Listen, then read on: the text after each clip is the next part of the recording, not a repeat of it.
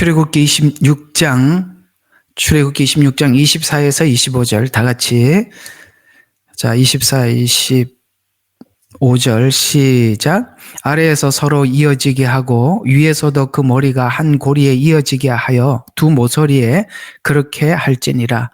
그래서 널판이 8개가 되고 그 은받침은 16개가 될 것이며니 이쪽 널판 아래 두 받침이며 저쪽 널판 아래도 두 받침이니라. 아멘.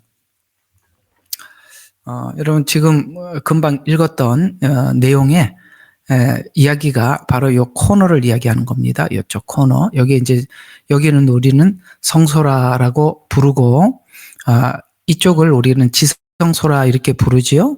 근데 지금 얘기하는 것은 바로 요 코너링 하는 부분을 이게 만약에 이게 따로 세워 놓으면 이게 넘어지니까 요 위아래를 서로 이렇게 연결을 해라.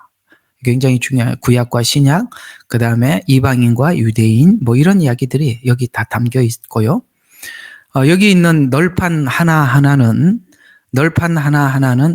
성도를 의미하기도 하고 교회를 의미하기도 합니다. 아시겠죠? 예를 들어서 뭐 주생명 선교교회, 예레미야 눈물의 교회, 또 뭐 아무개 교회 이렇게 되기도 하고, 또 아무개 성도 이렇게 되기도 하고, 참 신기하죠. 그런 의미가 여기 담겨 있습니다. 우리가 이제 이게 보면 뭐 그런 정도 의미 같아 보이지만 요렇게 이제 코너에 서로 넘어지지 않도록 요렇게 정확히 하라는 말씀과 그다음에 여기 지금 금방 읽었던 내용은 바로 이 이야기입니다. 여기 뒤 밑에 두 받침대가 있고, 요거 이제 요 그림이에요. 오늘은 요 그림이니까 잘 봐두시기 바랍니다. 여기 보세요. 여기 구멍이 2개가 있고, 여기 애들 레고에서 이렇게 맞추듯이 여기 2개가 있지요. 요 2개를 여기다 딱 꼽아야 돼요. 그리고 요 기둥이 서는 거예요. 그러니까 기둥이 섰을 때는 이렇게 보이지만은 실제 기둥의 기초는 여기 은 받침이 2개, 요거 2개 중요한 겁니다. 2개가 있단 말이죠. 자, 이 2개가 의미하는 것이 여기서는 뭐 그다지 중요해 보이지 않게 지나가는 것 같아 보이지만 이게 앞으로 성경에 굉장히 많이 등장하는 중요한 이야기로 우리에게 메시지를 전해주고 있습니다. 자, 요 그림을 그대로 설명한 게 요 디모데전서 3장 15절이에요. 우리 한번 성경을 펴세요. 디모데전서로 가봅니다. 3장 15절입니다. 자, 우리 찾았으면 디모데전서 3장 15절 우리 같이 찾았으면 다 같이 시작. 그러나 만일 내가 지체하면 내 하나님의 집에서 어떻게 처신해야 하는가를 알게 하려는 것이라. 이 집은 살아계신 하나님의 교회요 진리의 기둥과 터전이니라. 여러분, 하나님의 교회라는 그 이단이 여기 이름을 그대로 딴 겁니다. 하나님의 교회요. 요걸 이제 하나님 교회 이렇게 적었습니다. 좋은 거는 다 가져갔죠. 자, 그러면 여기 보면 자, 이 집은 살아계신 하나님의 교회요 진리와 기둥의 터전이다. 진리는 뭘까요? 요거요. 은받침대. 예수님께서 피로 값주고 산 기둥 교회입니다. 은이 뭐라 그랬죠? 속전이라 그랬죠. 그러니까 예수님께서 우리를 위해서 대속하셔서 세운 교회 이렇게 되는 것입니다. 그런데 잘 보세요. 이 교회가 세워지기 위해서는 두 받침이라는 것이 오늘 성경이 주는 교훈입니다. 두 받침. 자, 사단은 지금까지 이 교회를 2개의 받침이 아니라 1개의 받침이라고 계속 속여왔습니다. 유대인들은 자기들만이 교회라고 생각을 했어요. 2개의 받침인데 이게 이렇게 세워져 있으니까 감추어져서 안 보여요. 그런데 이거는 관찰을 해야만이 볼 수 있는 거예요. 보세요. 보여요, 안 보여요? 안 보이죠? 2개 안 같아 보이잖아요. 요거를 이렇게 분리를 시켜봐야만이 이 2개가 나누어져 있다는 걸 볼 수 있어요. 이게 세워져 있을 때는 잘 안 보이는 거예요. 신기하죠? 그래서 유대인들은 자기들이 하나님의 언약의 백성이라고 하고, 신약교회는 유대인은 하나님이 버렸고 교회가 하나님의 언약을 이어받았다. 그래서 두 받침이라고 분명히 말을 하고 있는데, 유대교는 자기들만의 한 받침이라고 하고 있고, 지금 현대 교회도 하나의 받침이라고 이야기를 합니다. 유대인들을 뺀 교회. 그 다음에 유대인들은 교회를 뺀 유대교회. 이렇게 되는 것입니다. 이런 게 우리가 그냥 성경 공부하면서 그렇지 하고 지나갈 수 있는 이야기예요. 그렇죠? 그런데 지금 현대 이 수많은 이단이 이렇게 탄생하고 왜곡하는 걸 보면서 이런 한마디 한마디, 이 그림 하나하나가 얼마나 소중한지 몰라요. 이게 과거에는 그렇게 소중하지 않았어요. 이걸 그렇게 심각하게 다루지 않아도 되었기 때문에 그렇습니다. 그러나 지금 보니까 이런 이야기들이 또다시 새롭게 등장해서 우리로 하여금 너무 귀중한 복음으로 우리에게 다가오고 있다는 것입니다. 참 놀랍습니다. 그래서 오늘 여기 보니까 뭐라고요? 오늘 다시 15절 보세요. 자, 이 집은 살아계신 하나님의 교회요. 진리는 뭐예요? 두 받침대. 그 다음에 기둥 뭐죠? 요 기둥. 보셨죠? 요 기둥. 교회. 기둥과 그 다음에 터전이니라 라고 하면서 조금 더 밑에 이야기를 볼 필요가 있습니다. 이 말을 오늘 이 그림을 상기하면서 오늘 디모데 전서 3장 16절부터 쭉 보면 이 내용이 굉장히 새로워요. 그래서 3장 16절부터 4장 5절까지 한번 제가 해석을 한번 해보겠습니다. 오늘 이 그림을 머리에다 두고 오늘 이 내용을 쭉 보면은 이 내용이 굉장히 새로워요. 자, 경건의 신비에는 논쟁의 여지 없이 위대하도다. 여러분, 하나님께서 주신 십자가 복음, 성화의 복음, 부활의 복음, 승천의 복음, 재림의 복음은 논쟁의 여지가 없다는 거예요. 근데 계속 사단은 논쟁을 만들어서 우리로 하여금 자꾸 갈라놓고 헷갈리게 만드는 거예요. 논쟁의 여지가 없단 말이에요. 근데 자꾸 이게 논쟁을 해 들어가면서 갈라지는 거예요. 성경이 이 말을 단순하게 믿으라고 말씀하고 있어요. 논쟁하지 말라. 아멘 좀 해봐요. 너무 중요하단 말이에요. 왜? 논쟁하다가 이단이 되는 거거든요. 복음 자체는 너무나도 단순해요. 그래서 논쟁의 여지 없이 위대하다. 더 이상 다른 게 필요가 없다. 자, 이 복음이 뭐냐? 하나님께서 육신으로 나타나셨고, 자, 이 복음을 딱 그림을 그려줍니다. 이 기둥 보세요. 이 교회가 이 진리 위에 서 있는데 하나는 뭐냐? 성육신 위에 서 있다. 예수님께서는 100% 하나님이시고 100% 인간으로 이 땅에 오셨다. 50대 50 이렇게 논쟁하지 말라는 거예요. 그분은 완전한 하나님이에요. 그렇다고 해서 그러면은 우리 이성적으로 뭐 100% 하나님이라면 50대 50으로 나누어야 되는데 그건 우리 논리고, 성경은 그렇게 말하지 않아. 예수님은 완전한 하나님이시고 완전한 인간이라고 말을 하고 있어요. 100%대 100%예요. 그거는 우리 인간의 논리에는 없는 거예요. 그러나 성경은 그렇게 말씀하고 있어요. 그래서 예수님은 뭐라고요? 하나님께서는 육신으로 나타나 성육신, 복음을 이렇게 뼈대를 세워주고 있어요. 성육신이 하셨다. 그 다음에 성령으로 의롭게 하셨다. 뭡니까? 부활하셔서. 아시겠습니까? 의롭게 되셨고, 그 다음에 부활하고 난 뒤에 천사들에게 보이셨어요. 제자들에게 보이셨고, 천사들에게 보이셨고, 그렇죠? 500여 형제에게 보여주셨고, 그랬어요? 그 다음에 이방인들에게 전파되었으며, 지금 복음의 그 흐름을 쫙 상기해보면 정확하잖아요. 그죠? 십자가에 성육신 하셨어요. 십자가에 죽으셨어요. 부활하셨어요. 그리고 부활한 것을 보이셨어요. 그리고 이것을 이방인들에게 전파했어요. 세상에 믿음 바 되었고 영광 가운데 들려 올라가 승천까지. 여러분, 이 16절이요. 복음에 대한 뼈대를 딱 잡아주는 거예요. 이 기준 위에서 교회가 서 있고 이걸 전파하라고 하나님이 교회를 세우신 거예요.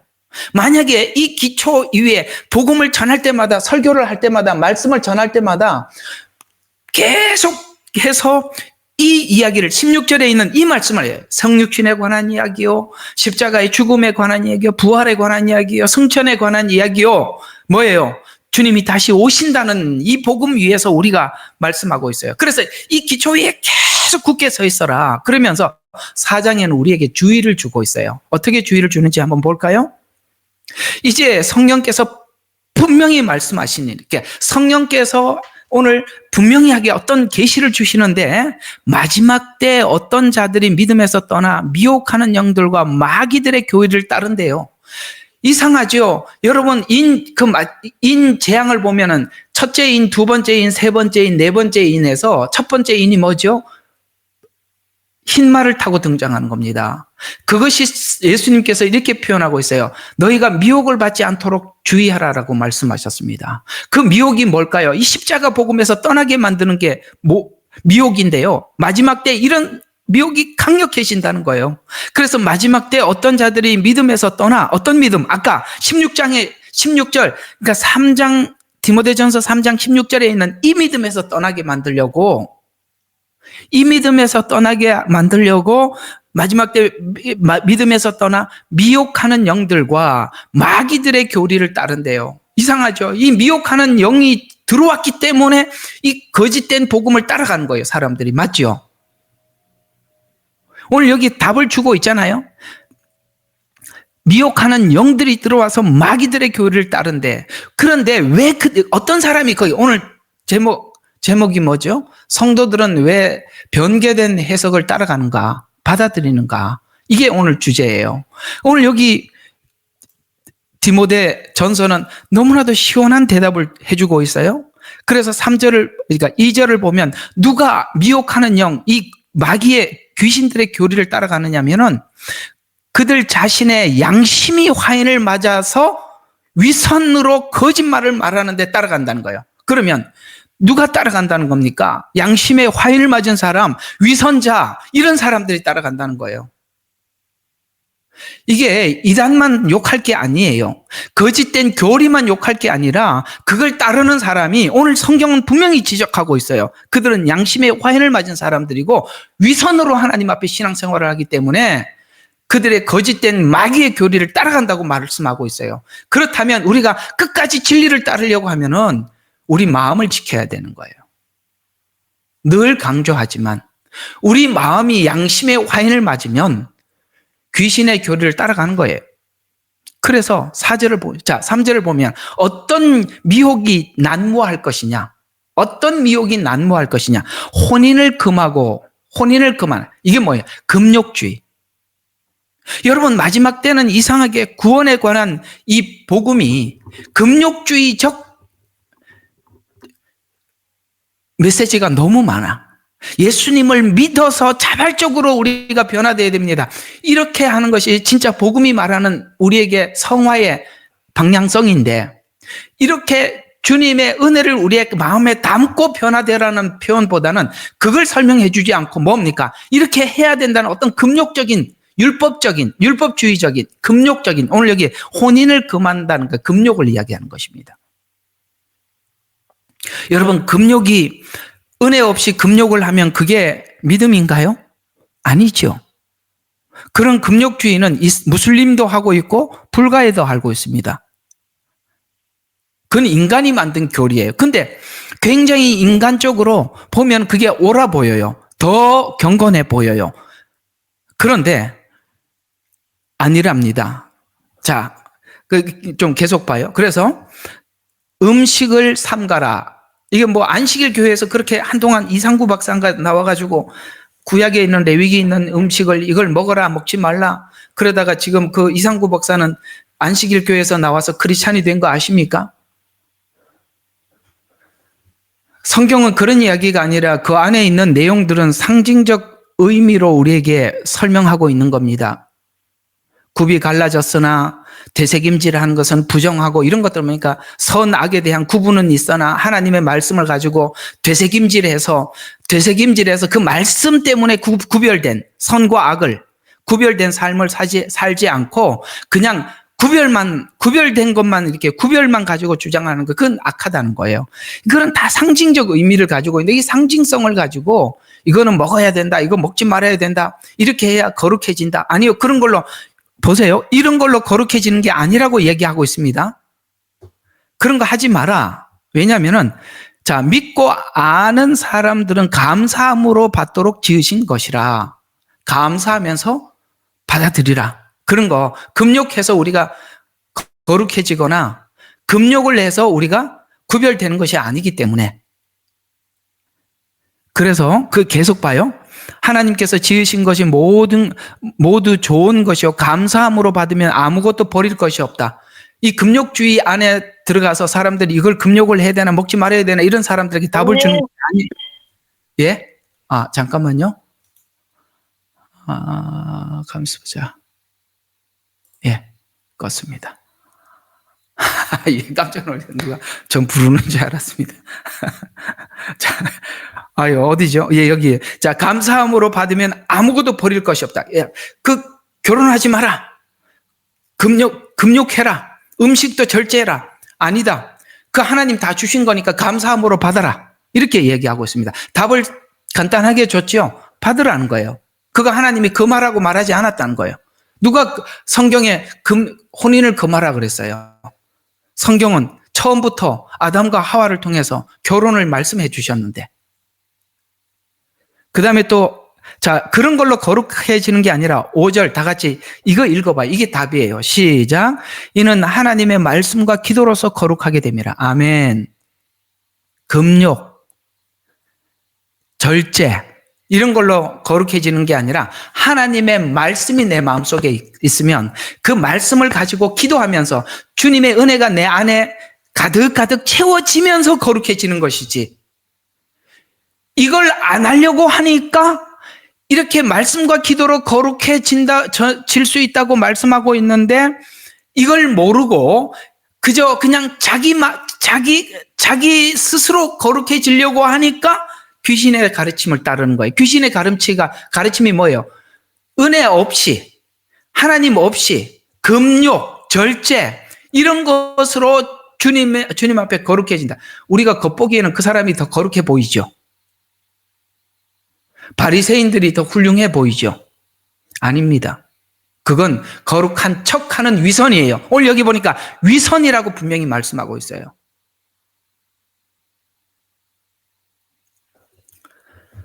짤막한 이야기나 여러분들에게 깊이 있게 찾아가지기를 바랍니다. 조금 더 볼 필요가 있어요. 11절부터 한번 보세요. 자, 그래서 이렇게 우리에게 권면하고 있어요. 이런 것들을 명령하고 가르치라. 여러분, 왜냐하면 우리가 계속 가르침을 받지 않으면, 여러분 혼자서 고민하면 이 금욕적인 이런 사람들이 굉장히 분명하잖아요. 이렇게 해야 거룩해진다라고 분명하잖아요. 그러니까 그 말을 쉽게 따라간단 말이에요. 복음에 대한 깊은 이해가 없으면 이 말이 훨씬 설득력 있어 보이기 때문에 이 말을 따라간단 말이에요. 그렇기 때문에 우리가 거기에 함몰되지 않기 위해서는 오늘 디모데에게 바울은 이렇게 부탁하는 거예요. 목회자인 하나님의 종들에게, 성도들에게 계속 이렇게 해주라는 거예요. 이런 것들을 명령해줘라. 그리고 가르쳐라. 그래서 우리는 월요일부터 토요일까지 성경 공부하는 거 아닌가요? 월요일 날은 참 안 하네. 이걸요, 우리가 계속 듣지 않으면요, 여러분 스스로 가만히 생각해보면, 골똘히 생각해보잖아요. 여기 있는 이 사람들이 가르침이 훨씬 옳아 보여요. 눈에 보이지 않습니까? 절제와 금욕이 실제 훨씬 더 분명해 보이지 않습니까? 하루에 일주일에 3번 금식하고 하루에 아침, 점심, 저녁 시간만 되면 나와서 손 들고 기도하는 바리새인들 얼마나 거룩해 보여요. 근데 그건 외식하는 자들이고 그들을 향해서 양심의 화인을 맞은 사람이라고 예수님은 말씀하셨어요. 여러분, 복음이 말씀하고 있는 경건의 능력은 그런 게 아닙니다. 그리스도가 우리 속에 살아있는 것입니다. 그래서 이걸 성도들이 끝까지 잘 유지하려면 가르치는 사람이 부지런히 가르쳐야 된대요. 이런 것들을 명령하고 가르치라. 예, 그래요. 참 성경 공부 무지하게 해야 되고 매일 말씀을 들어도 너무나도 이 거짓된 가르침들이 난무하다 보니까 우리는 잘못된 복음을 복음에 나도 모르게 빠져들 수 있어요. 그러면서 12절 아무도 너의 연소함을 업신여기지 못하게 하고 오직 너는 말과 행실과 사랑과 영과 믿음과 순결에 있어서 믿는 자의 본이 되라. 와, 이렇게 하나님의 종들 가르치는 사람들에게 무게가 무겁답니다. 뭘 하래요? 말도 행실에서 사랑에서 영에서 믿음에서 순결에서 완전하라는 거예요. 왜요? 보니까. 네. 그래서 믿는 자들의 본이 되라. 내가 갈 때까지. 그래서 이걸 가르치려면 읽는 것과 읽는 것, 성경을 읽는 것, 권고하는 것과 교리에 전념해라. 이게 이제 성도들을 지키는 길이요 목회자가 해야 될 일이라고 말씀하고 있죠. 그러면서 14절에 보니까 장로회에서 안수함으로 예언에 따라 너에게 주어진 내 안에 있는 은사를 소홀히 여기지 마라. 이게 무슨 뜻일까요? 여러분, 이렇게 우리 방에도 이렇게 목사님들이 몇 분 계십니다만, 그게 뭐냐면 하나님께서 종들을 보내실 때 빈손으로 보내지 않습니다. 분명히 하나님께서 그 일을 잘 감당할 수 있는 각자에게 주신 은사가 있어요. 어떤 사람은 가르치는 은사로, 어떤 사람은 국률의 은사로. 지금 은사 공부하고 있지 않습니까? 이런 것처럼 어떤 사람은 다스리는 은사로 각자에게 준 게 있어요. 근데 이 디모데는 섬기는 은사, 제가 배웠죠? 섬기는 은사입니다. 그래서 오늘 그 얘기를 바울과 디모데가 알고 있는 이야기를 하고 있는 것입니다. 그래서 장로회에서 안수함으로 예언에 따라 너에게 주어진 내 안에 있는 은사를 소홀히 여기지 마라. 왜? 그것이 성도들을 잘 이끌 수 있는 하나님이 주신 강력한 무기이기 때문에 그래요. 그걸 함부로 여기지 마라 라고 하면서 이 일들을 묵상하고 이 일들에 전념하여 너의 진전이 모든 사람들에게 드러나게 해라.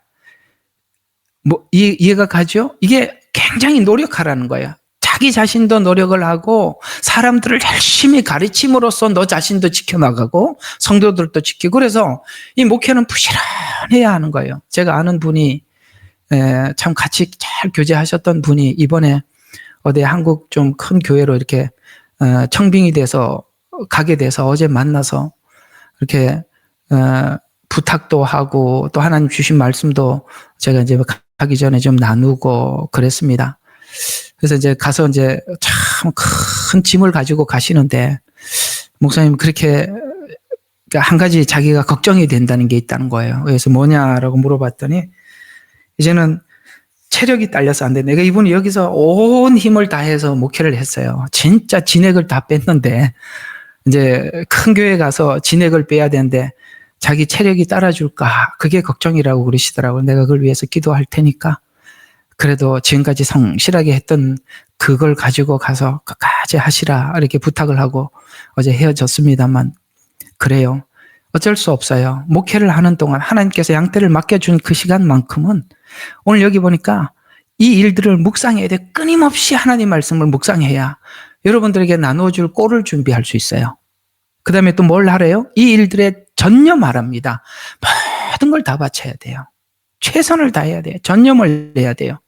그 다음에 너의 진전이 모든 사람에게 드러나게 해라. 야, 계속 그 뭔가가 발전하는 모습을 보여줘라. 내 자신과 교리를 주의하고 너 자신을 지키고 하나님 주신 이 복음의 기반 아까 그 16절 아까 3장 16절에 있는 이 복음, 그걸 가지고 교리를 주의하고 여기 혹시나 흐트러지지 않도록 주의하고 이 일들을 계속해라. 이것을 행함으로써 둘 다 구원한대.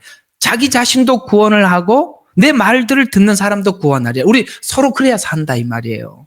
그러니까 여러분 성경 공부 빠지지 않고 나와야 되는 이유를 여기 얘기하고 있잖아요.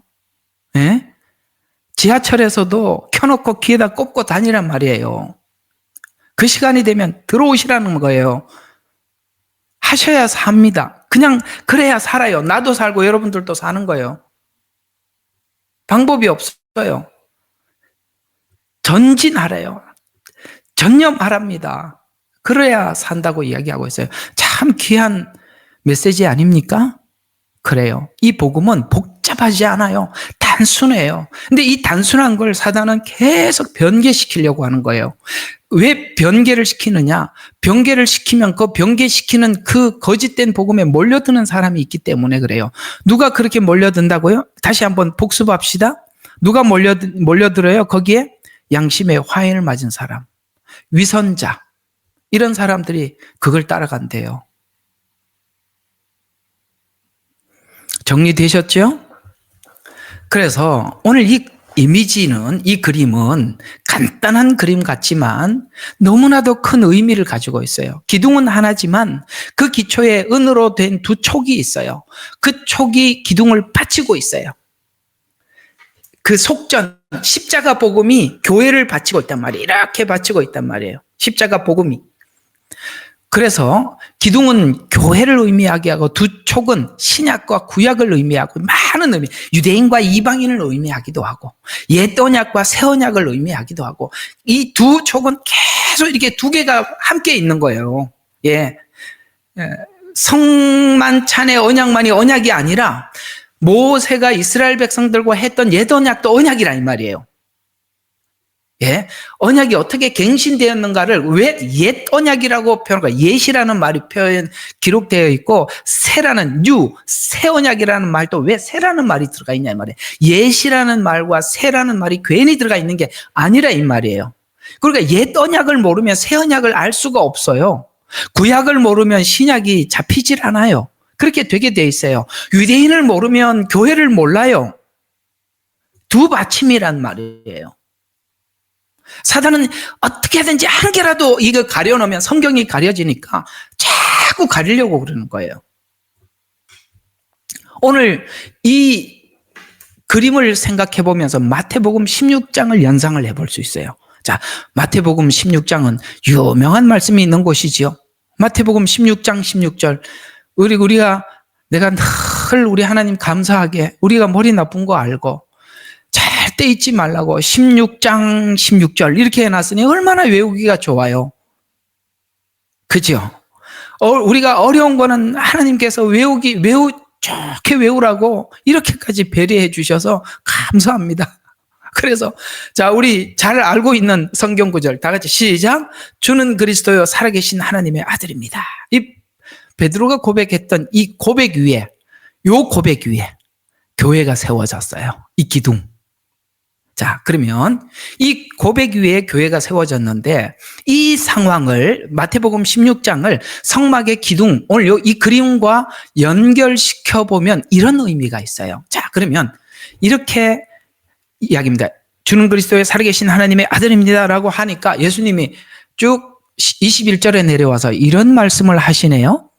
예수님께서 장로들과 서기관들과 제사장들로부터 죽임을 당하고 3일에 부활할 것을 알려주기 시작하더라. 자, 이건 무슨 말이죠? 그전에는 이런 말 안 했었다는 거죠. 그 말을 드디어 처음으로 꺼냈다. 이런 이야기가 되는 거거든요. 그러면 이 말은 우리가 일반적으로 다 알고 있는 이야기인데, 자, 이 두 촉은 하나는 율법이에요. 구약의 율법.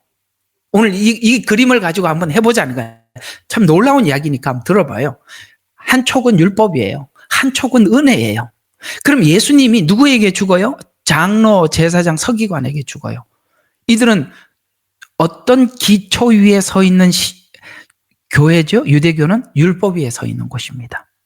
다른 말로 표현하면 예수님은 율법에 의해서 죽음을 당한다는 얘기예요.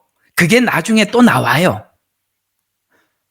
아무것도 아닌 것 같지만 이제 옛날에는 이 이야기 해도 여러분들이 못 알아들으니까 그냥 지나갔지만 이제는 이런 말 하니까 알아들으시겠죠. 왜 그들에게 죽어야 하는지를. 그래서 장로 제사장, 그래서 율법은 사망을 요구하고 있어요. 이들은 율법이에요. 사망을 요구하고 예수님께서는 그 율법의 요구에인 사망을 충족시켜 주죠. 그들에게 죽음을 당함으로써. 율법에 의해서 죽임을 당함으로써 율법이 요구하는 사망의 요구를 충족시켰죠. 그래서 우리가 율법으로부터 해방받을 수 있었던 거예요. 자유함을 얻을 수 있었다는 거예요. 그래서 예수님은 율법에 의해서 죽임을 당했다는 뜻이 되는 것인데, 율법에서 죽고 복음 안에서 다시 거듭나야 한다. 이제 왜 그들에게 죽어야 하는지, 실제적으로 그들에게 죽었습니다. 그것이 무슨 뜻인지를 로마서에서는 이렇게 정리해 주고 있어요. 이제는 왜 그들에게 죽었는지를 알면 로마서 7장 이 말씀, 갈라디아서 2장 말씀이 무슨 말인지, 이거 많이 나오는데 제가 대표적인 성경 구절만 뽑아놓은 거예요. 이 두 개만 있는 게 아니에요. 많이 있는데 여러분들에게 설명할 수 있는 것만 뽑았어요. 자, 로마서 7장 4절. 여기 적어놨으니 같이 한번 읽어봅시다. 시작. 그러므로 내 형제들아, 너희도 그리스도의 몸으로 말미암아 율법에 대하여 죽임을 당하였으니 이는 다른 이 곧 죽은 자 가운데서 살아나신 이에게 가서 우리가 하나님을 위하여 열매를 맺게 하려 함이라. 아멘. 여러분, 열매를 맺게 하려 함이라라는 말은 지난날에 율법으로 열매를 맺은 적이 있어요? 없어요? 없어요. 주님이 오셨을 때 열매 맺지 못하는 나무마다 다 찍어 불에 던지기 위해서 오셨다고 했습니다. 그래서 양심적으로 나는 율법으로 열매를 맺을 수 없었습니다라고 생각했던 죄인들, 바리새인이 아니고 마태, 아시겠어요? 죄인들만 주님 앞에 왔어요.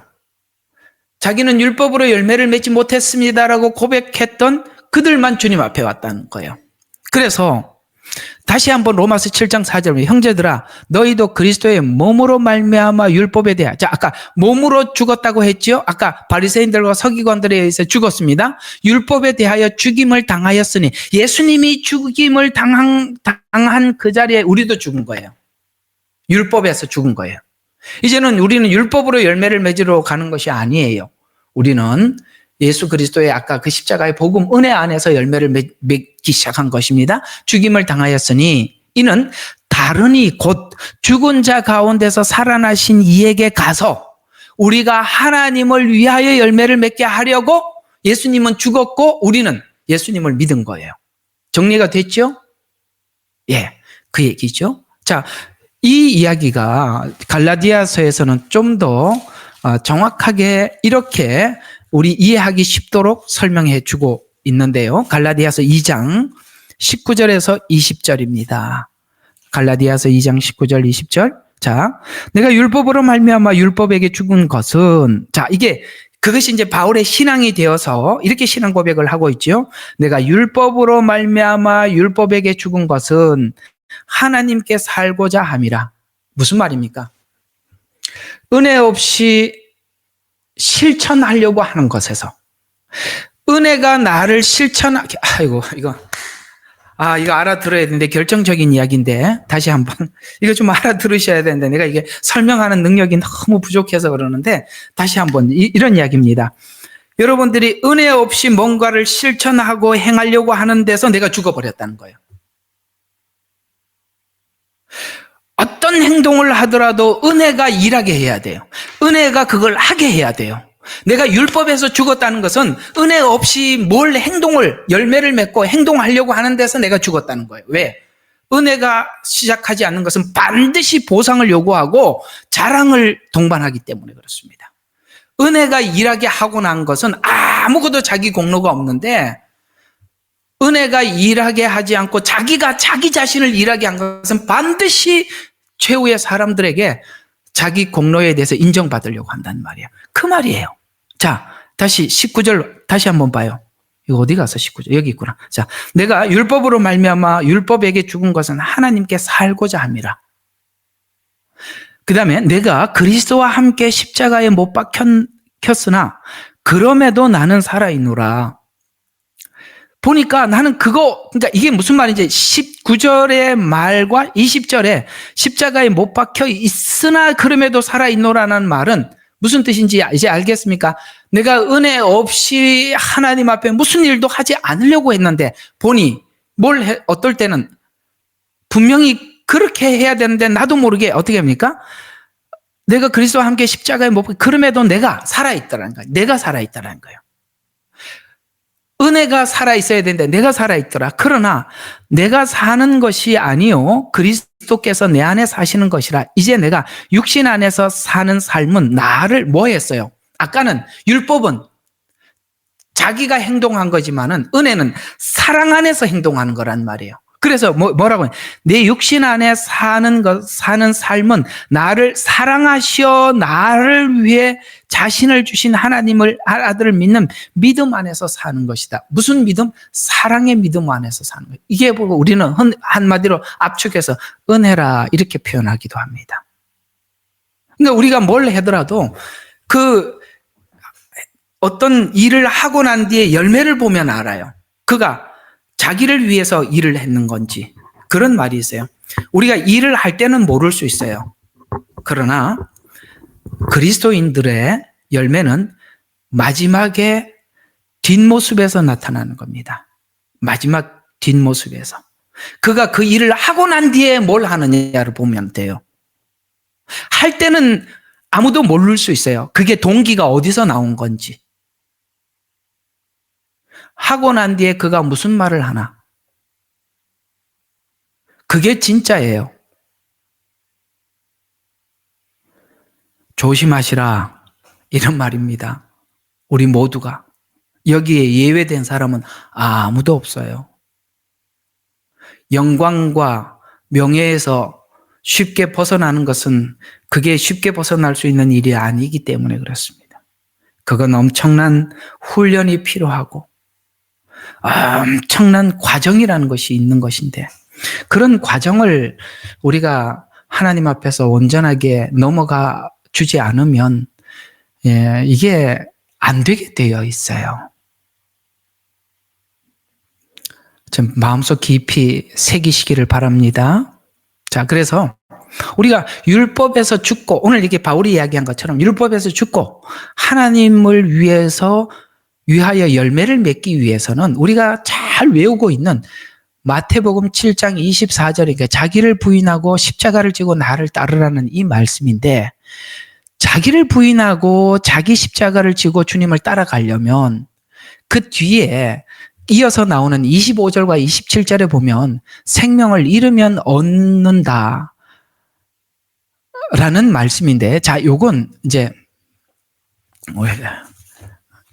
이렇게 볼 게 아니라 성경을 찾아서 읽는 게 제일 정확하니까 자, 우리 마태복음 7장으로 가서 24절부터 27절까지 한번 쭉 보시면 이렇게 말씀하고 있죠. 7장 24절 7장 24 이게 7장이 아닌데 그죠? 자기를 부인하고 자기 십자가를 지고 나를 따를 것이니라.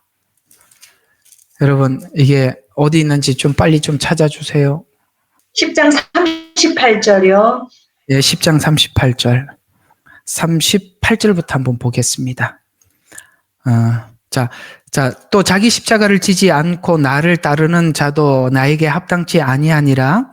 자기 생명을 찾는 사람은 잃을 것이요 나를 위하여 자기 생명을 잃는 자는 찾을 것이라.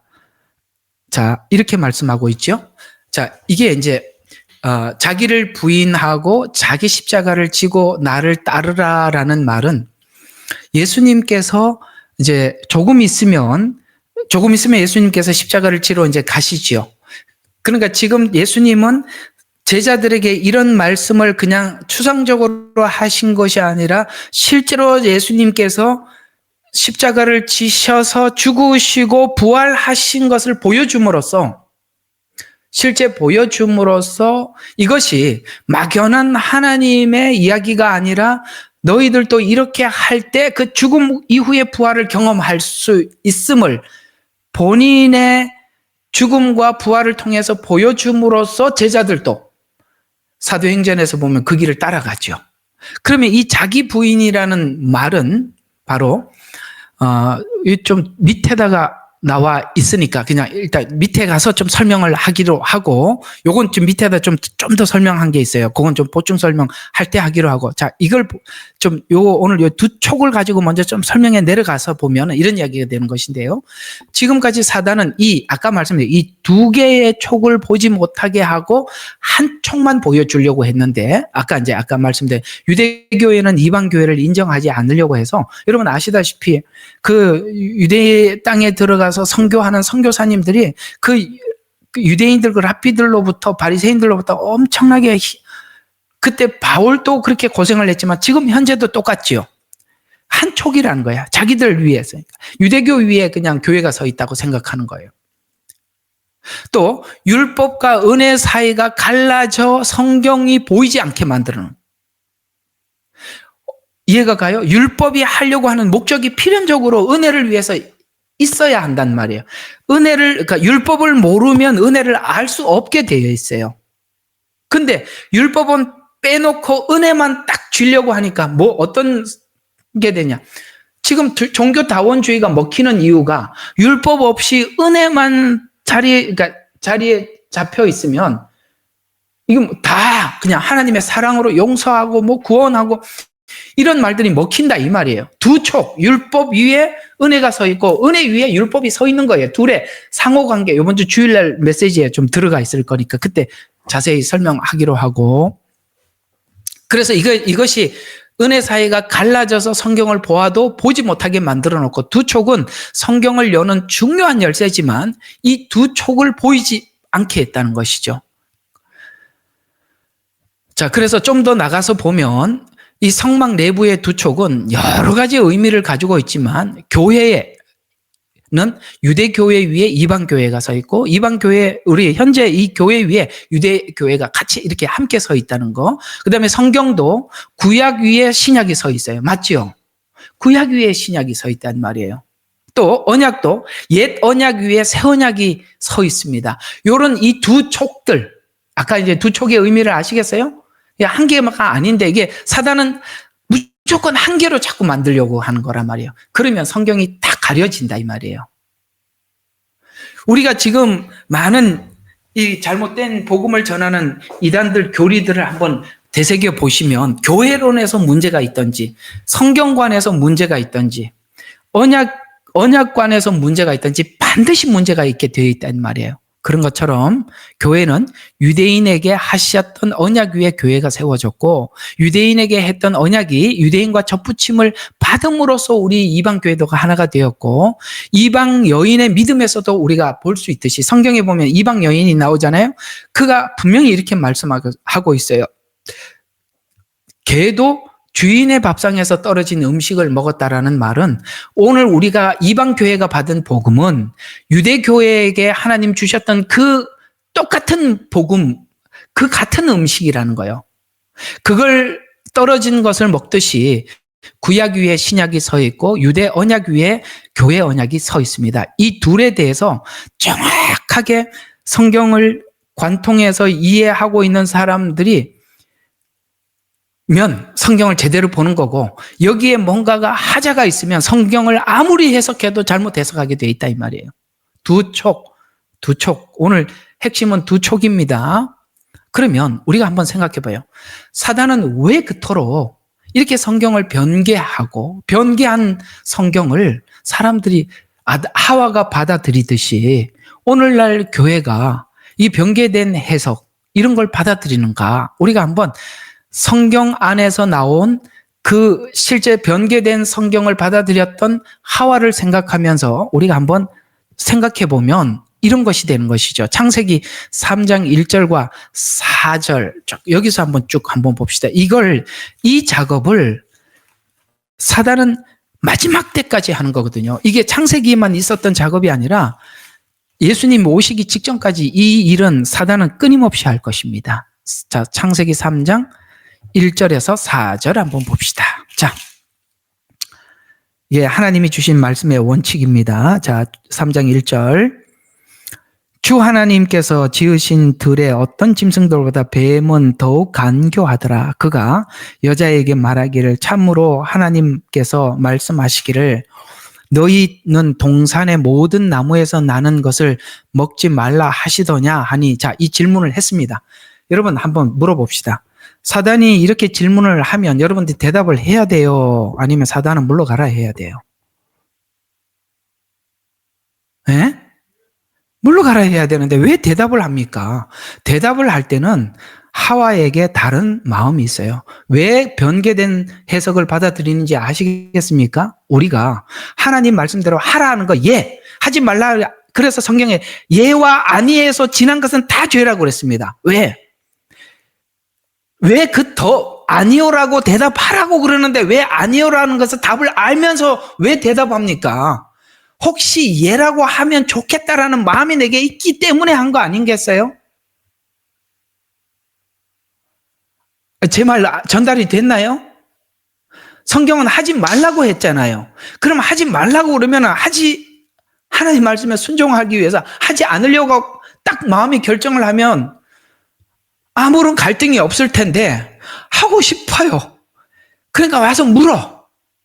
그래서 혹시나 싶어서 또 대답을 하네? 이 작업이에요. 아까 외식하는 자들과 양심의 화인을 맞은 사람들이 변개된 해석을 받아들인다고 했지요? 오늘 여기 이미 하와의 그런 마음이 이 말을 서로 대화하게 만드는 겁니다. 한번 계속 봐요. 자, 먹지 말라 하시더냐 하니, 그러면 사단아 물러가라.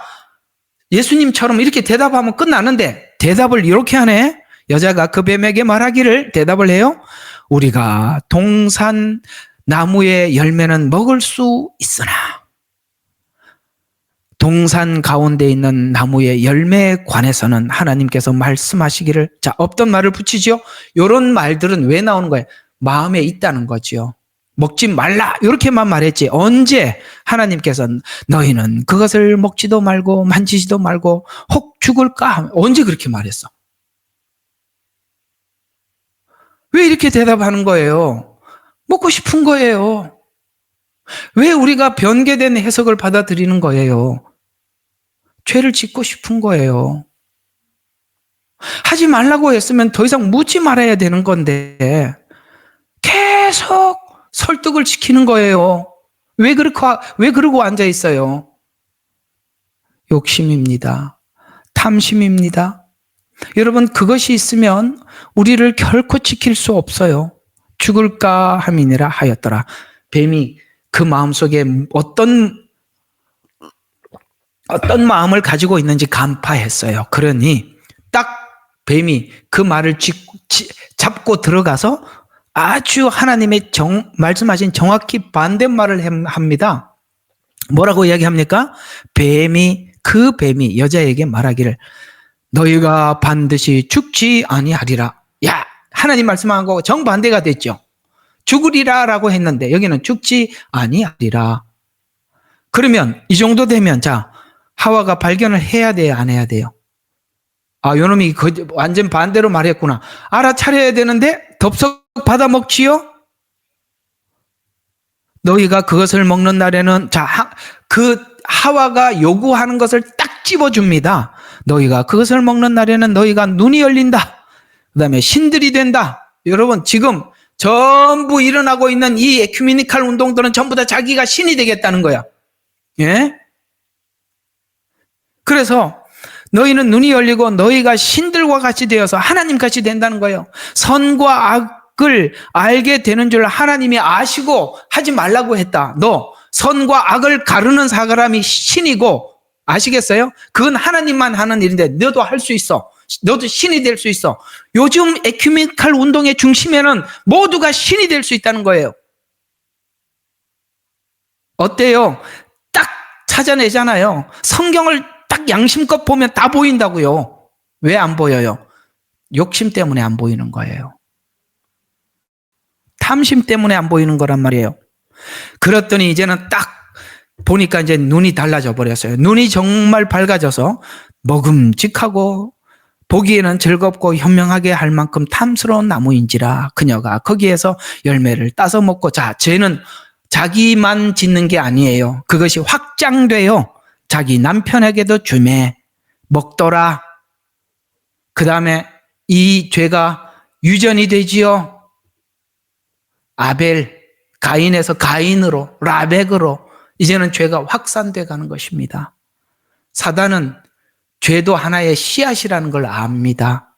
그래서 온 인류에게 죄로 뒤덮게 만든 것입니다. 자, 오늘 이야기를 쭉 해보면 이런 이야기가 되는 겁니다.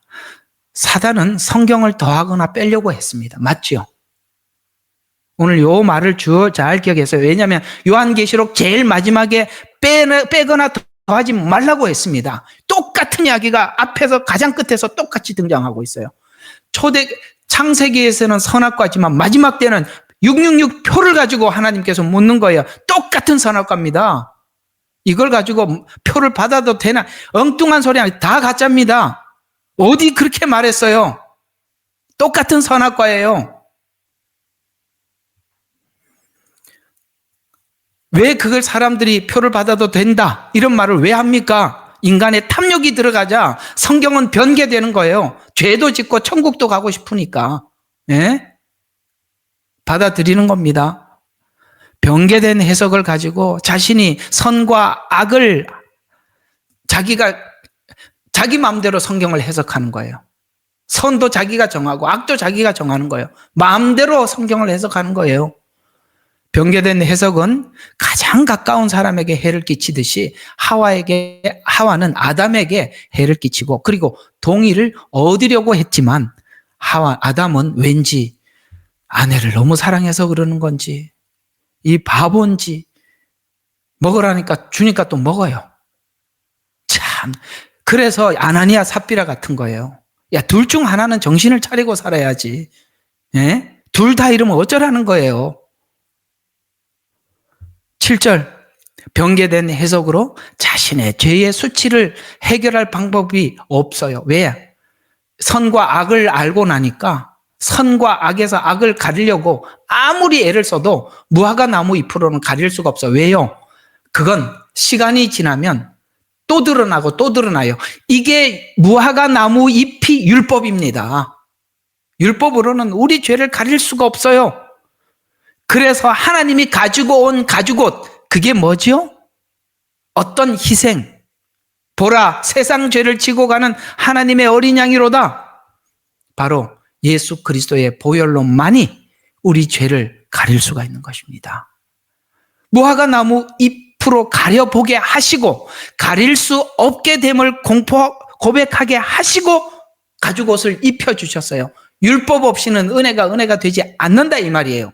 그래서 무화과 나무 잎, 곧 율법이 먼저 구약에 등장을 하고 가죽옷인 예수님의 보혈이, 은혜가 신약에 등장하는 거예요. 이 둘 위에 성경이 서 있다 이 말이에요. 예?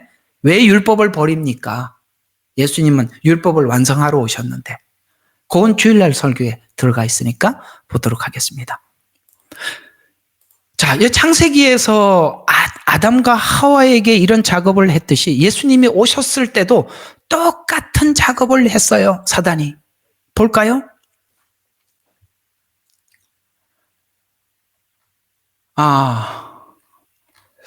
그게 뒤쪽에다 해놨구나.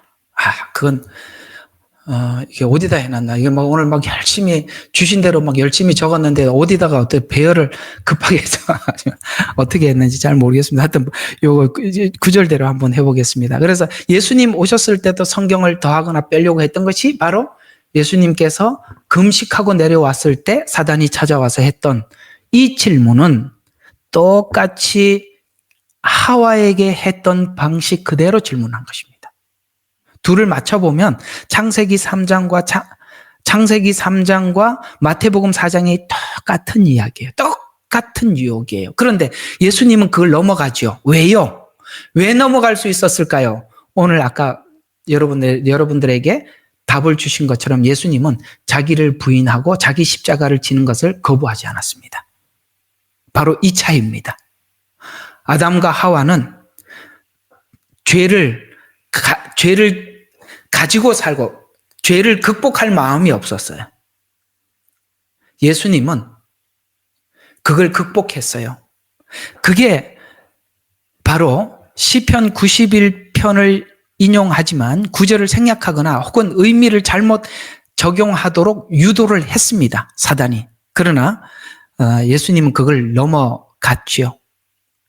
자, 그러면서 여기서 이제 이 자기 부인이 뭐냐, 이 부분을 좀 이제 여러분들에게 자주 말씀을 드렸습니다만, 이 도대체 목사님, 이 자기 부인을 한다는 것은 어떤 뜻입니까? 그 다음에 자기 십자가를 진다는 것도 무슨 뜻입니까? 이것 좀 정리를 할 테니까 여러분들이 이것만 가지고 계시면 여러분들이 어떤 성경을 왜곡되게 해석하지도 않을 뿐만 아니라 여러분의 죄를 정당화시키기 위해서 성경을 찾지도 않고 하나님의 말씀이 그래라 그러면 네 하고 아니라고 대답해라면 아니요로 갈 거예요.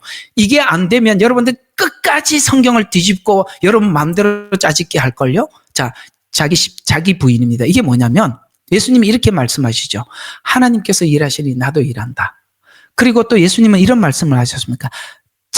자신이 온 것은 아버지의 뜻을 행하려 오셨다. 이렇게 말씀하신 거 여러분 아시죠? 이게 바로 자기 부인이에요. 자기를 위해서 일하지 않고 아버지를 위해서 일하셨다는 거예요. 아버지 뜻을 행하기 위해서 내가 이 땅에 살고 있다는 거예요. 이런 정신을 가지면 여러분 절대로 변개된 해석을 분별하기도 하고 거부하기도 하는데요. 이 세 가지 정신을 잘 기억하세요. 여러분 외우세요. 자, 여러분은 하나님의 종입니다. 오늘 예수님은 하나님 아들이지만 종이라고 이야기하고 있어요. 아버지의 일을 하러 왔다는 거예요. 자기 일을 하러 온 게 아니에요. 여러분들은 하나님의 종이라는 걸 잊어서는 안 돼요. 설교를 하다 보니까 옛날에 이런 갈등이 한번 생깁니다. 자꾸 사람들이 아무리 설교를 해도 변화가 안 돼요. 나중에 어떤 내 마음속에 갈등이 생기냐면 설교를 하기 싫은 거예요. 하나님 제발 설교 좀 하지 않게 해주세요. 화가 나서 못하겠습니다. 그런데요, 알고 보니까 내가 이게 정신이 나갔죠. 내가 하나님의 종이라는 걸 깜빡 잊어버린 거예요. 한마디로 정신이 나간 거예요. 아니, 종이 무슨 자기 의지가 있어요? 듣든지 안 듣든지 해야 되는데 사람들을 보고 자꾸 마음이 갈등이 생기는 거예요. 잊지 마세요. 자기 부인은 사람이 나에게 어떻게 하든지 상관없이 하나님의 아버지의 뜻대로 예수님은 행하러 오셨다는 걸 가지고 계셨기에 사람들이 어떻게 하든지 상관없이 예수님은 끝까지 자기 임무를, 부르심을, 사명을 감당할 수 있었어요. 여러분 하나님의 종인 걸 잊어서는 안 돼요. 사람들이 여러분들에게 어떻게 하든지 상관없이 그저 여러분들은 하나님 앞에 부르심 앞에 충성을 다해야 되는 것입니다. 두 번째, 여러분은 하나님의 청직입니다. 여러분 전부 다 하나님이 주신 것을 맡아서 관리하는 사람이지 여러분 자신이 주인이 아니에요. 우리가 맡아서 관리하는 관리자라는 사실을 깜빡 잊어버리고 나면 여러분 있잖아요. 마치 이 모든 것이 내가 주인이 되어서 내 마음대로 내가 줄 수도 있고 안 줄 수도 있고 내가 할 수도 있고 안 할 수도 있고 자기 마음대로 뭐든지 할 수 있다고 생각을 해요. 큰일 날 일입니다.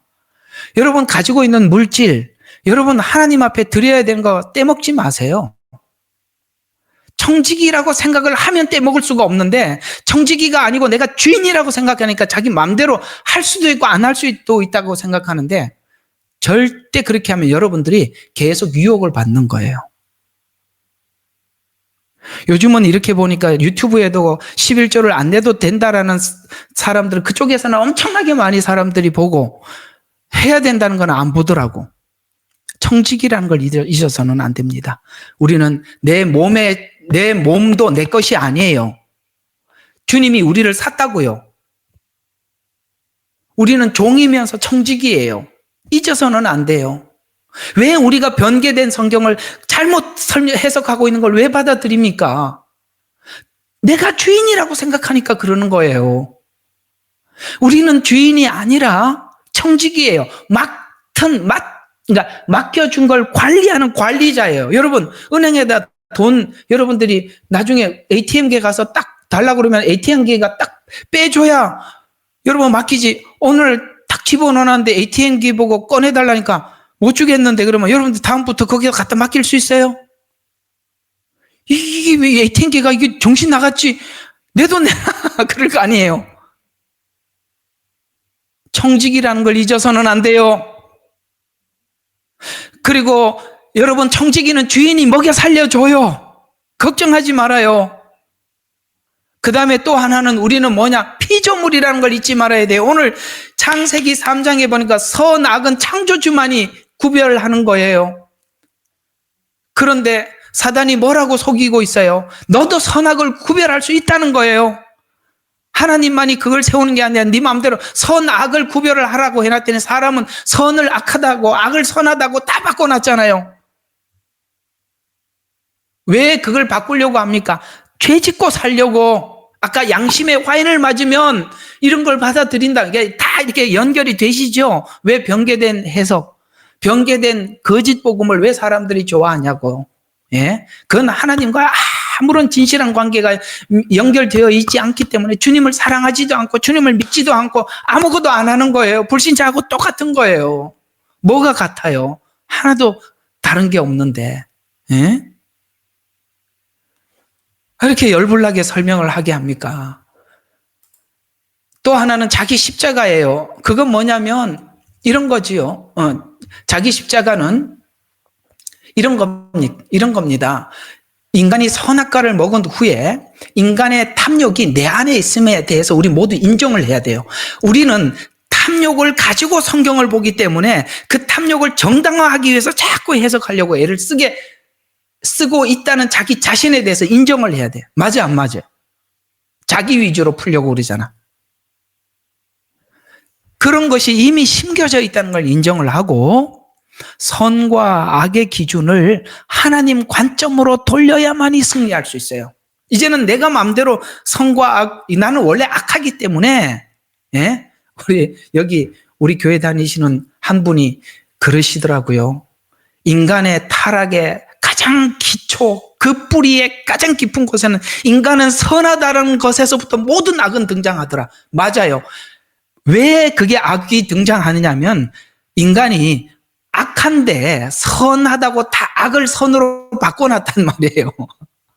하나님이 악하다는 것을 사람이 전부 다 선하다고 딱 고정을 시켜놨는데 하나님이 볼 때는 다 악인데 자기는 선이라고 고정을 시켜놨기 때문에 거기서부터는 어떤 해결책도 안 나오는 거예요. 이미 기초가 잘못 서 있는데. 예?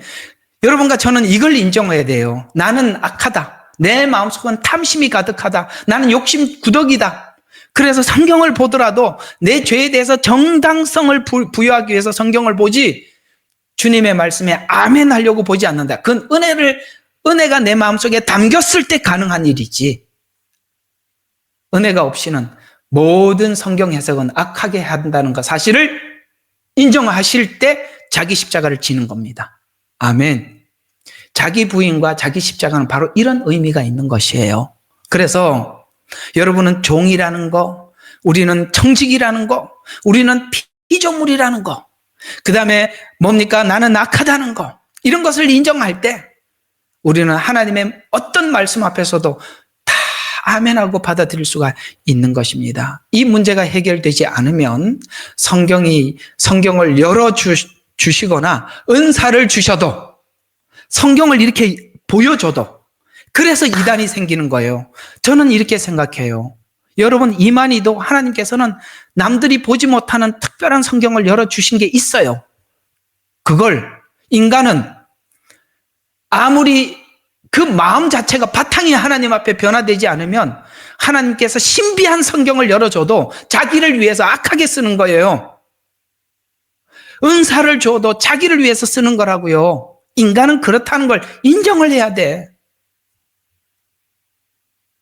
공감하시죠? 은사를 줘도 변질되는 거예요. 박태선 씨. 여러분, 변질되는 거 보셨죠? 은사를 줘도 인간이 하나님 앞에 그래서 뭐가 우선이냐? 하나님 앞에 일하는 게 우선이 아니라 성품이 바뀌어요. 주님을 만나야 돼. 주님을 만나기 전에 뭘 해도 다 악한 거예요.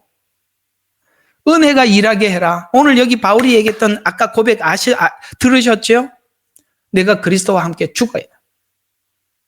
살려고. 내가 율법 안에서 율법으로 죽은 것은 자기 법칙에서 죽는 거예요. 하나님의 법칙에서 살려고. 그래서 우리가 준비되지 않는 자에게 성경이 열리는 것이 저주예요. 저는 그렇게 생각해요. 일부 그들에게 하나님의 교회도 절기를 가지고 저렇게 해야 되는데, 다음 주 주일날 제가 이것도 한번 여러분들하고 한번 다루긴 하겠습니다만, 다음 주 주일날 이 문제도 좀 다루기도 하겠습니다만, 하나님의 교회도 절기를 통해서 하나님 그들에게 열어준 일부의 은혜가 있어요. 근데 그걸 어디에다 쓰고 있죠? 예, 악한 데 쓰고 있는 겁니다. 그래서요, 그런 거예요. 여러분, 뭘 열어주는 게 중요한 게 아니라 많은 일을 맡은 게 이런 거 하나도 중요하지 않아. 응? 준비가 안 된 사람이 큰 일을 맡으면 맡을수록 진짜 아닌 거예요. 모세가 40살 때 이스라엘 백성들 데리고 가나안 땅으로 가라고 그랬더라면 처음에는 애굽 백성 두드려 잡다가 광야에 가서는 자기 백성 다 두드려 잡을 거예요. 맞아, 안 맞아요? 성질이 나서 어떻게 하냐고, 성질이 나서. 예? 자기를 부인할 줄 알고 자기 십자가를 질 때, 그때 하나님이 일을 맡김이 가장 정확한 때입니다. 일찍 뭘 하려고 하지 마시고 준비하세요. 재직 세미나는 할 게 없어요. 준비가 되면 돼요.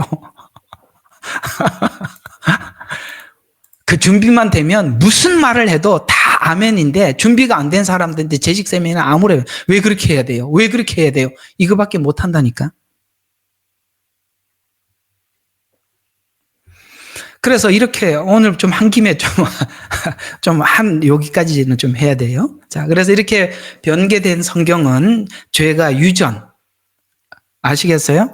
그 자녀로 유전되고, 그 다음에 더 확산되는 것으로 이끌어갑니다. 죄는 확산되는데 아담, 가인, 라멕 순으로 확장돼 가죠. 오랫동안 인류는 인간의 욕망에 따라서 성경 해석을 해왔고, 실제 사단은 여러 가지 인간의 성경 해석에 개입해왔고, 지금 참 많이 성경 자체도 이렇게 변개된 게 많고 해석도 너무 많이 변개됐어요. 하나님이 볼 때 이단이, 지금 교단이 정한 이단이 아니라 하나님이 볼 때 이단이 너무 많단 말이에요. 예? 우리는 우리 나름대로 여기가 이단. 하나님 보시고, 하늘에서 보시고 가소롭다 그럴 겁니다. 예? 야, 너희 총회에서 결의하면 나도 이단이라고 해줘야 되냐? 이렇게 얘기할 거예요. 이단이 수두룩합니다. 그래서, 그리고 성경 해석을 이제는 뭘로 하느냐면 인간 중심으로 해요. 왜? 인권이라는 이름으로 성경을 해석한단 말이에요. 그래서 영혼 구원이 아니라 사회 구원으로 가는 겁니다. 인권을 중심으로 가니까. 인권이라는 이름으로 인간 중심의 해석을 내놓음으로써 변개된 성경, 변개된 해석을 하고 있는 부분이 많이 있음을 우리가 첫 번째 인정을 해줘야 회복의 기회라도 얻게 된단 말이에요. 인정 자체를 안 하면 회복의 기회 자체도 없는 거예요. 그처럼 예수님은 인류를 회복시켜 주기 위해서 말씀을 그대로 지켰으며 회복시켜 주셨어요. 그래서 창세기 3장 21절 가죽옷이에요. 바로 하나님이 가지고 온 가죽옷이 아담과 하와에게 입혀짐으로써 가시와 엉겅퀴로부터 보호를 받을 수 있었고, 그들이 보호를 받을 수 있어요. 바로 예수 그리스도만이 우리의 보호처예요. 이 내용을 여기까지는 좀 해야 돼요. 자, 여기까지는 해야 되니까. 중요한 이야기가 조금 더 남아서, 이 이야기가 고린도전서 15장에 이렇게 나와요. 정리 좀 합시다. 다 성경을 그쪽으로 가세요. 고린도전서 15장 45절부터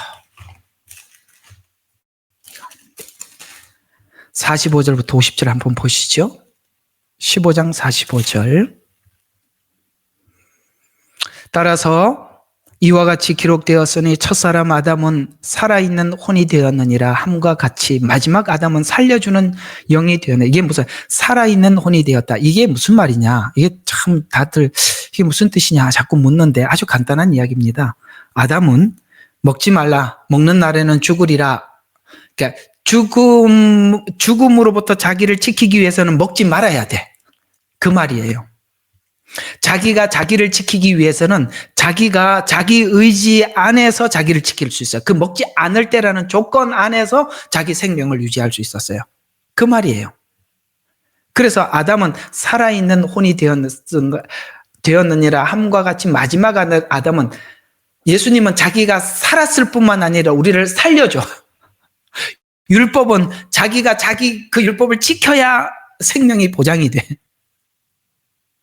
예수님은 자신이 살아나셔서 예수 안에서 누구 다 살아난단 말이에요. 살려주는 혼이란 말이에요. 우리를 살려주는. 이해가 가시죠? 아담은 근데 자기가 자기를 책임을 져야 되는데 책임을 졌어요? 못 졌어요? 못 졌죠. 자기가 자기 자신에 대해서 책임을 못 졌잖아요. 죽으리라라고 했는데 먹어서 죽었잖아요. 그래서 아담의 후손에는 사망이 왕노릇했어요. 이게 로마서 나오죠.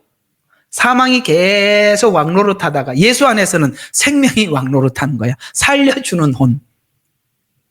그래서 우리는 처음에 아담의 후손으로 태어났다가 예수님 안에서 새롭게 거듭남으로써 살려주는 혼이 되어서 살아났단 말이에요. 여러분의 영이 살아났단 말이에요. 그 얘기입니다. 그래서 자 46절, 그러나 영적인 몸이 먼저가 아니요 타고난 몸이며, 우리가 육신이 먼저 나고 그 다음에 영적으로 거듭난다는 말이에요. 그 말입니다. 영적인 몸이 먼저가 아니고 타고난 몸이며 그 다음은 영적인 몸이니라. 첫째 사람은 땅에서 나서 흙으로 만들어졌으나 둘째 사람은 하늘에서 나신 주신이라. 그래서 인간은 아담의 후손으로서 먹는 날에는 죽으리라라고 하고 흙으로 돌아가게 되었지만 우리는 예수님이 이 땅에 오셔서 십자가에 죽으셨어요. 아담에게 말한 것처럼 진짜 땅에 묻혔다니까요. 근데 살아났어요. 근데 우리가 예수 안에 있다 보니까 우리는 땅속에 가서 죽어야 되는데 예수 안에 있다 보니까 예수님이 산 것 같이 우리도 살아나 버려요. 이게 지금 부활장이잖아요. 여기 고린도전서 15장이. 그래서 하늘에서 나신 주신이라. 무릇 흙으로 만들어진 사람은 흙으로 지음을 받은 것들과 같고, 이거는 믿지 않는 사람들, 흙으로 지음받은 것, 무릇 하늘에서 나신 분은 하늘에 있는 것과 같으니 우리가 흙으로 만들어진 자의 형상을 입은 것 같이. 우리가 이게 무슨 말이냐면, 여러분 어머니 뱃속에서 태어나서 인간으로 났지요. 어머니 뱃속에서 나서 인간으로 났어요. 이런 것 같이 예수 믿으면 어머니 뱃속에서 태어난 것 같이 하늘에서 온 예수님 안에서 다시 날 것이다. 앞에 우리가 육신이 난 것을 확인한 결과의 믿음을 가지고 예수님 믿으면 거듭남을 믿어라 이 말이에요. 어머니 뱃속에서 난 것처럼 영으로도 날 것을 믿어라. 똑같다 이 말이에요. 육으로 난 거, 영으로 난 거. 그래서 겉같이 하늘에 속한 분의 형상도 입으리라. 그러나 형제들아, 이제 내가 이것을 말하는 혈과 육은 하나님 나라를 상속받을 수 없으며 썩을 것은 썩지 아니하고 상속받을, 이게 상속이라는 말로 이제 상급에 대한 이야기입니다. 이거는 뭐 오늘 고린도전서 15장 부활장을 다루는 부분은 아니니까. 자, 제가 하고 싶은 이야기는 그겁니다. 아담은 죄의 유혹을 피해가지 못하고 먹음으로써 사망이 들어와서 사망을 인류에게 물려줬어요. 그러나 예수님은 하늘에 오셔서 우리의 사망의 요구를 이루어서, 율법이에요. 사망의 요구를 이루어서 십자가에 죽고 흙 속에 들어갔어요. 무덤 속에 들어갔어요. 실제 아담에게 죽으리라는 말씀처럼 죽으셨어요. 그러나 그분은 하늘에 성령으로 성육신하셔서 성령으로 잉태하셔서 하늘에서 오셔서 십자가에 죽으시고 성령 안에서 살리심을 받음으로써 예수 안에 있는 자들은 죽지만 사는 거예요. 그게 부활이라 이 말이에요. 옛날에 그 안희숙 여사인가? 당신은 죽어요. 그러나 안 죽어요. 우리는 부활을 약속받은 자들입니다. 이런 것처럼 첫 아담은 죽음을 물려주었지만 둘째 아담은 죽음을 대속하여 부활로 생명을 물려주셨습니다. 그래서 성도는 믿음 안에서 부활을 소망하게 된 것입니다. 이렇게 성경의 변개는 너무 중요한 신앙적 이해가 되는 것인데요. 그래서 성경은 창세기, 마태복음에 이어서 분명히 이제는 어떤 성경도 우리가 잘못 해석하지 마, 변개되지 마, 하지 마라. 절대 하나님이 아니오라고 하면 나도 목숨 걸고 아니오고, 하나님이 맞다 그러면 목숨 걸고 예스라고 대답해라. 그래서 오늘 창세기 3장과 22장을 대조해 보는 거예요. 자, 우리 여기까지 계시록 22장입니다. 여러분, 더하고 빼서 사망이 우리에게 왔다고 창세기 3장에서 말씀하고 있는데, 요한계시록에 있는 이 말씀도 더하고 빼거나 하면 아담이 죽은 것처럼 영원히 죽을 수밖에 없을 것이다. 요한계시록의 선악과는 뭐라고요? 666표입니다. 자, 그래서 여기다 정확하게 못을 박습니다. 18절, 22장 18절. 내가 이 예언의 말씀들을 듣는 각 사람에게 증거함이니 누구든지 이것들을 더하면, 아까 어떻게 했어요? 하와가 더했지요. 먹지 말라, 죽으리라 했는데 죽을까 하노라. 변개하고 더하고 그랬죠. 분명히 말씀. 요한계시록에 있는 이 말씀에 대해서도 더하지 말라는 거예요. 그래서 18절. 자, 이 말씀들을 각 사람에게 증거하면 누구든지 이걸 더하면 하나님께서 이 책에 기록된 재앙을 그들에게 더하실 것이요. 누구든지 이 예언의 책의 말씀을 삭제하면 하나님께서 생명의 책과 거룩한 도성, 그 책에 기록된 것에서 그 부분들을 제하여 버리리라. 여러분, 신앙의 가장 중요한 게 뭐라고 생각하세요? 하나님 말씀을 말씀대로 믿는 것입니다. 그걸 못해서 인류는 에덴에서 추방을 당하고 지금까지 걸어왔습니다. 하나님은 또 한 번 우리에게 아담과 같은 기회를 주셨어요. 어떻게 할래? 하와는 이렇게 실패했는데. 사단은 주님 오시는 그날까지 성경을 변개하려고 할 것입니다. 구약은 구약대로 떼놓아서 유대교로 만들어 놓고, 신약은 신약대로 떼서 교회로 만들어 놓고 자기들이 교회라고 주장을 하게 한다든지, 구약은 율법이라고 떼버리게 만들고, 신약은 은혜라고 해서 율법이라고 해서 사람들을 겁주고 두렵게 만들고, 은혜라고 해서 마음대로 살게 만들고, 사단은 막 자기 마음대로 각색할 겁니다. 이렇게 각색하는데 넘어가지 않는 자 누구겠어요? 하나님의 말씀을 그대로 믿는 자. 절대로 넘어가지 않아요. 그걸 지키기 위해서 디모데에게 뭐라고 말했다고요? 무진장 노력해라. 계속 배워라. 오케이? 답이 되셨나요? 우리 하나님 앞에 피조물인 것을, 종인 것을, 청지기인 것을 고백하고, 하나님의 말씀이 예면 예로 대답하시고, 아니면 아니오면 아니오로 대답하는, 그 이상의 어떤 대답도 하지 마십시오. 그럴 때 우리 주생명 선교교회와 예레미야 눈물교회가 지켜진다는 사실을 꼭 잊지 않았으면 좋겠습니다. 기도하겠습니다. 사랑의 하나님, 성경은 사단은 에덴 동산에서부터 주님 오시는 그날까지 끊임없이 성경을 변개하고 해석을 바꾸고, 그래서 사람들부터 엄청난 혼선을 갖게 합니다. 마지막 때 특별히 엄청나게 많은 거짓 선지자들이 등장하게 되어서 너무 많은 이단들이 나타나게 될 것이라고 말씀하고 있습니다.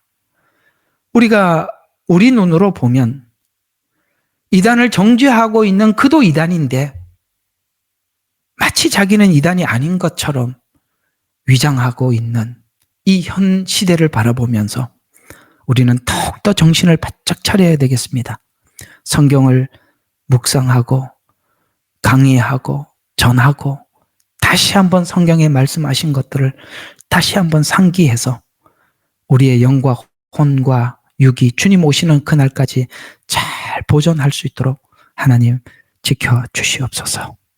예수님 이름으로 기도합니다.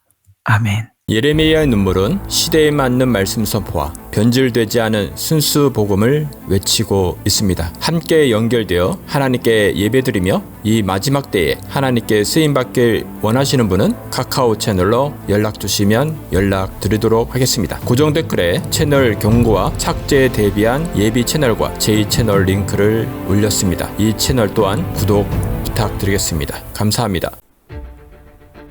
우리는 역사상 가장 중요한 시점을 지나고 있습니다. 하나님께서는 하나님의 일을 하시기 전에 사람을 준비시키셨음을 우리가 알고 있습니다. 하나님 말씀은 마지막 때에 대추수, 대부흥의 때가 있다고 분명히 예언하고 있습니다. 아멘. 하나님의 말씀이 그대로 성취될 것을 믿습니다. 예레미야 눈물은 잠자는 교회와 영혼을 깨우기 위해 노력하고 있습니다. 이 가슴 뛰는 일에 함께 하길 원하시는 분은 카카오 채널로 연락 주시기 바랍니다. 당신은 위대한 하나님의 사람입니다.